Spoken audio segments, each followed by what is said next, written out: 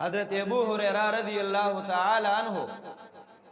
اغي فرمای چې حضور علیہ الصلوۃ والسلام مبارک فرمایل ان مثلی ومثل الانبیاء كرجل یقینا زما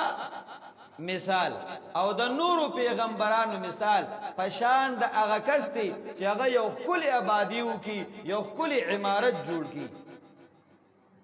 او په هغه کې د یوې خختزه پریدي دا خلق راجم شوی او دا هغه عمارت نه غیر چاپیر تاویږي چې ډېر مزیدار عمارت جوړ کړي دي ډېر خپل دي حضور علیہ السلام مبارک فرمای د یوې خختزه دی او هغه خخت او هغه کمی الله پاک په ما باندې پورا کو وې دا قصر او عمارت دا د پیغمبرانو عمارت دی د یو پیغمبر زې پکې باقیو هغه زما دی حضور علیہ السلام مبارک فرمای هغه کمی ما پورا کړی دی بس د بل چا ضرورت نشته دی چې په دغه عمارت کې رضا نه پارزه پیدا کی د الله پیغمبرو فرمایل د پیغمبرانو عمارت پورا شو نو واستو وایا یو ګیلکار را پاسې دو یو عام سړی را پاسې دو او خو مزیدار جوړ شوی دیوال دی او دیوی دی کې د خخت ځای کومه نو د خخت ځای په کې کله کوي چې دینه یو وخت وباسي د دینه یو وخت وباسي نو تاسو د پته ده چې د جوړ شوی او د روغ دیوال نه خخت اشتل داسې دی لکه ټول دیوال چې د بدنما او کندم کو بیا هم پکې د خخت ته ځای نه میلاویږي ځکه د روغ دیوال نه خخت اشتل هغه به ته ټوټه کې البه وباسي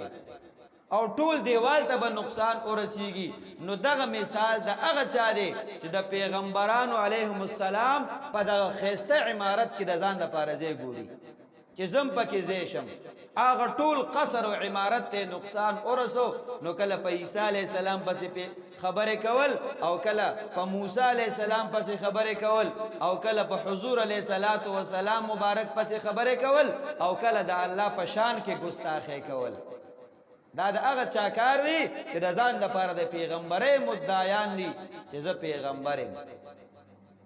نو حضور علیہ الصلوۃ والسلام مبارک فرمایل زمانه بعد بل پیغمبر نشته دی زګه د الله پیغمبرو فرمایل انا وساعت کهاتین زو قیامت د دې دوه غتو په شان شي باس پامینس کی اسم نشته بس زر عالم ورپسې به قیامت راځي نه بل امت شته او نه بل پیغمبر شته ځکه حضور علیه الصلاۃ والسلام مبارک فرمایل انا آخر الانبیاء وانتم آخر الامم ز پیغمبرانو کې آخری ما او تاسو په امتونو کې آخری امت یې باس زمانه بعد بل پیغمبر به ناراضي او تاسو نه بعد بل امت به ناراضي تر قیامت پورې چې څومره انسانان دي دا زما امت ته زده دوی پیغمبرین باس د حضور علیه الصلاۃ والسلام مبارک نبوت او په ختم نبوت په دوانو به زما استا ایمانی چې څوک د حضور علیه السلام مبارک په نبوت ایمان نه لري هغه سړی کافر دی يهوديان دي عیسایان دي دا کافر دي او د حضور علیه الصلاۃ والسلام مبارک په ختم نبوت په زما استا ایمانی چې څوک په ختم نبوت ایمان نه لري هغه سړی کافر دی او زنديق دی د کافرانو په اقسامو کې بدترین